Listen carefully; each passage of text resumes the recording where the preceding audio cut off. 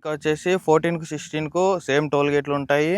ఇంకా మనకు ట్యాక్స్ వచ్చేసి 3 నెలల ట్యాక్స్, క్వార్టర్ ట్యాక్స్ ఉంటుంది కదా, క్వార్టర్ ట్యాక్స్కు ఒక 2000 ఎక్స్ట్రా అయితే ఉంటుంది అనమాట. 14కు 16కు 2000 అయితే డిఫరెన్స్ ఉంటుంది. ఇంకా ఇన్సూరెన్స్ ఆల్మోస్ట్ ఒక 5000 అట్లు ఇట్లా ఉంటుంది, అంతేగాని ఇంకా పెద్ద వేరియేషన్ అయితే ఏమి ఉండదు అనమాట. బ్రేక్లో కానీ ఒక 2000 ఎక్స్ట్రా అయితే ఉండొచ్చు, అంతకు మించి అయితే ఎక్కువ డిఫరెన్స్ అయితే ఉండదు. మొత్తం ఓవరాల్గా చూసుకున్నట్లయితే ఇప్పుడున్న మార్కెట్కు 14 బెస్టా 16 బెస్టా అంటే నన్ను అడిగితే 14 బెస్ట్ అంటాను నేనైతే.